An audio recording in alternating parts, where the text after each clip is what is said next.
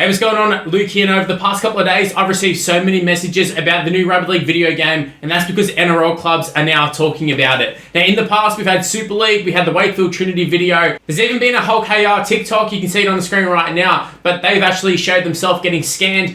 So it's well known that the Super League is getting scanned, but we're waiting to see some footage from the NRL. And as many of you are aware of, and if you're not, you know now, but the Newcastle Knights have publicly posted on Instagram, like a full Instagram post with multiple players getting scanned for the video game. And that's not where it ends too. Now, initially I was thinking I was going to do a video just on the Knights situation, and it wasn't too different to what we've seen in the past. And to be fair, this one also isn't that much different to, say, the Wakefield Trinity one, but we have some footage from the Parramatta Eels that they've since deleted, but we do have a copy of it. So roll the footage. Parramatta Eels with the opportunity to capture them for the upcoming Rugby League game.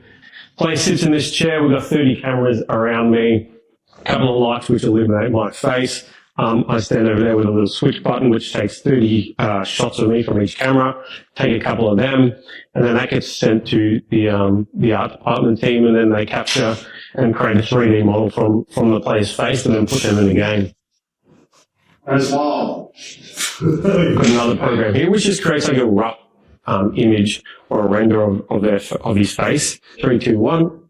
Hold that, mate. I'll take one more. Hey, well. I am. Cool, mate. So we've got 60 images of you just from all different angles, and then Bulls make, so this is rolling like that. Sick. So, yeah, That's realistic. looks pretty weird, eh? It's all good. From my thing, I'm just...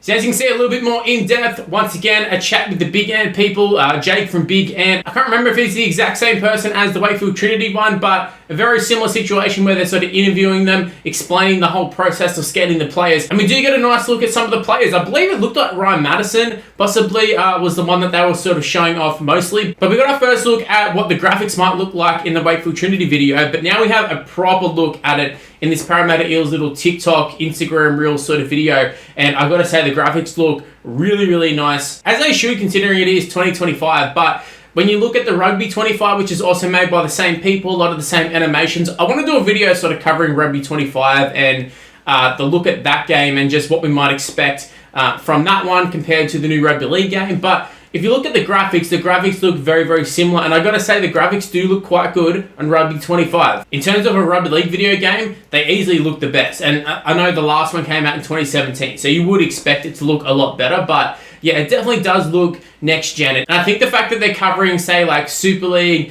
and the NRL, looks like they're going super in-depth. They're going out of the way to go to these clubs. I'm not going to say they're going to be going to, you know, New South Wales Cup or Queensland Cup or anything like that, but it does look like they're covering a lot of bases. They're not just getting, you know, just a few of the main players. It's not just Kalen Ponga. It's not just Mitchell Moses. And it's kind of like your fringe guys as well, it looks like. So that is actually quite positive, because you notice on the previous games that the actual like stars of the game, the ones who were going to be playing State of Origin every year, they looked absolutely incredible. They looked amazing. I recall Boyd Cordner was one that would always pop up, and that you'd be like, oh, absolutely spot on. But then there'd be some of the other ones who were kind of the fringe sort of guys, and they would look dreadful. And the fan hub, thankfully, was there to sort of correct things a lot. But some of these players were so generic. So it is quite cool to see that they're going in-depth, traveling around even to other countries to get player faces. And obviously it's going to help out well, because there's going to be NRL players move to the Super League players are moving to the NRL, so it works out well long term as well, and they can keep using these same player models,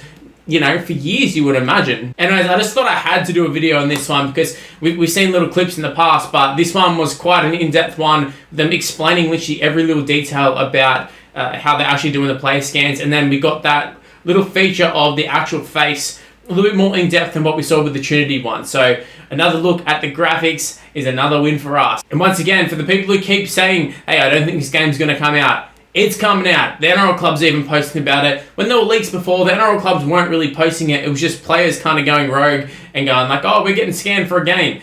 This one is actually coming from the Knights. It's coming from Parramatta. It's coming from Hulk KR. It's coming from Wakefield Trinity, Super League, NRL, you name it. It's happening, guys. Get excited. Well, that's the end of this video. If you happen to enjoy it, make sure you leave a like, subscribe. You know the drill at this point. Everybody YouTuber says it. Just go ahead and do it. It'd really help me out. Also, why not go ahead and check out some of these other videos that are on the screen right now.